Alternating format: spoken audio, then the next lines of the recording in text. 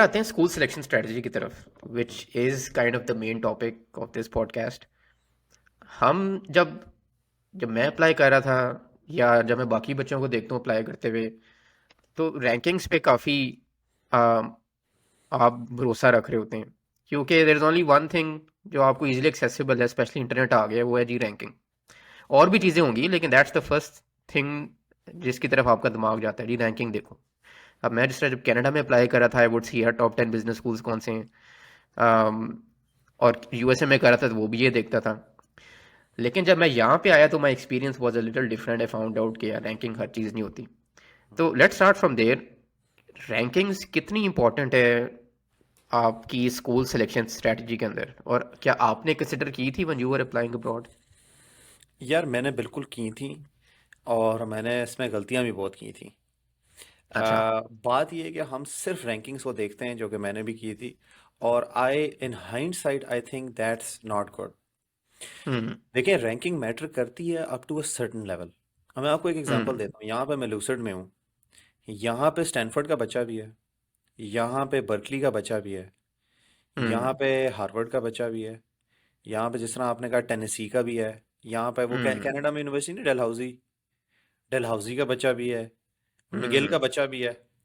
अच्छा, यहाँ पे कोई मैं नहीं देख रहा कि कोई देख रहा है कि भाई तू किस यूनिवर्सिटी से पढ़ा है, या तू सिर्फ आईवी लीग से पढ़ा है या स्टैनफोर्ड से पढ़ा है। No.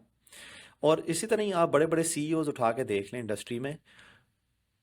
Very few of them have went to Ivy League schools, या जो आप रिकग्नाइज भी करें पाकिस्तान में। इस तरह अमेरिका में नहीं है। As long as it's an accredited school, base line चलो हम्म। टॉप 100 150 में है, इट्स वेल एंड गुड। आप देखें, आपने जो पढ़ना है वही बात होगी ना। सी what is going to happen after you get that degree। ये बहुत हम्म। इंपॉर्टेंट है।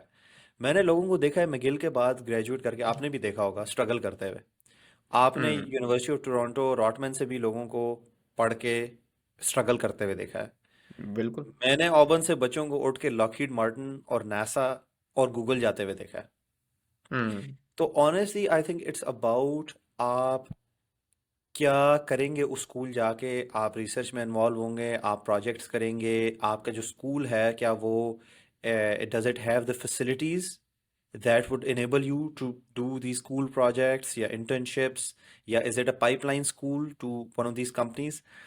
ठीक है। रैंकिंग्स जो है बहुत दफ़ा मैंने देखा है वो रिसर्च बेस्ड होती हैं। जी, इस स्कूल ने इतने पेपर छापे, ये रिसर्च कैटेगरी में इतना है, तो जी ये it is good for that. McGill was a research oriented school, it was a very heavy research school. Hmm. इसलिए उसकी रैंकिंग्स उस पर डिपेंडेंट थी।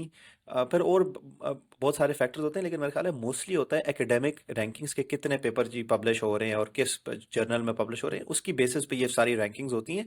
Not hmm. Necessarily the value that that school और that degree would give you. तो आप एक holistically देखें स्कूल को, उसकी लोकेशन देखें। आप देखें वो कहीं हम्म। बर्फों में तो दबा हुआ नहीं है, ये वो बिल्कुल ही कोई डेजर्ट के अंदर तो नहीं एग्जिस्ट कर रहा, कोई टेक्सास के छोटे से गांव में कोई बिल्कुल इर्द गिर्द कैक्टस उग रहे हैं हम्म। और सांप फिर रहे हैं और आप उधर चले जाएं पढ़ने के लिए। आप देखें वो सही है। अर्बन है, वो रूरल है। वहाँ से उसमें उसमें जो डाइवर्सिटी है वो कितनी है।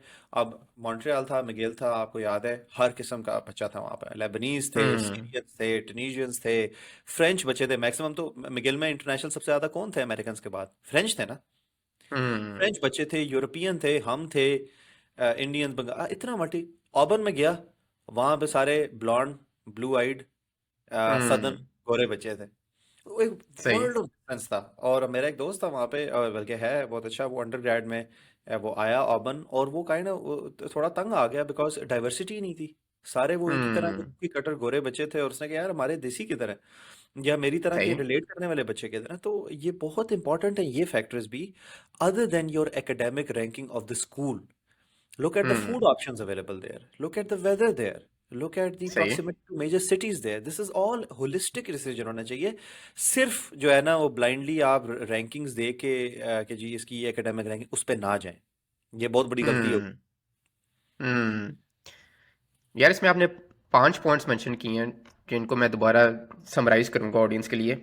एक तो आपने कहा कि करियर प्लेसमेंट देखें, हम्म। कि आप जिस डिग्री के अंदर जाना चाह रहे हैं या जो करना चाह रहे हैं आप, उसका जो आउटकम है, मतलब अगर आपने अमेजोन में जाना है तो आपके स्कूल से कितने बच्चे अमेजोन में जा रहे हैं या टेक में जा रहे हैं, तो उस पर थोड़ी नज़र डालें। और इन स्कूल्स की आई थिंक प्लेसमेंट रिपोर्ट्स होती हैं, राइट, जिनमें लिखा होता है कि जी हमारे बच्चे किस इंडस्ट्रीज़ में जा रहे हैं और बिल्कुल, ग्रेजुएशन के कितने महीने बाद प्लेसमेंट हो रही है उनकी, बिल्कुल इसी तरह ही।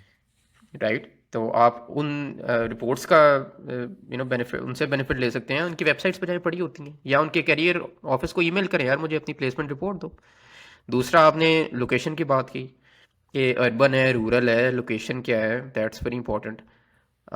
अगर रूरल है या बिल्कुल जिन्हें हम कहते हैं टाउन स्कूल्स कहते हैं या फॉरगॉट या क्या, कॉलेज टाउन, जिस तरह college town. College towns, college town में है या किसी मेन सिटी में है, जिस तरह मिगिल जो है वो बिल्कुल मॉन्ट्रियल के सेंटर के डाउनटाउन में है, लेकिन कुछ यूनिवर्सिटीज़ हैं जो बिल्कुल मिडल ऑफ नोवेयर होती हैं। उसके ऊपर थोड़ी नज़र डालें। अगर आप बहुत ही सोशल आदमी हैं, सोशल से ज़्यादा अगर आप चाहते हैं आप सिटी एक्सप्लोर करें, आपको इस तरह का लैंडस्केप पसंद है, तो फिर वो आपकी चॉइस को डिटर्मिन करेगा या इम्पैक्ट करेगा।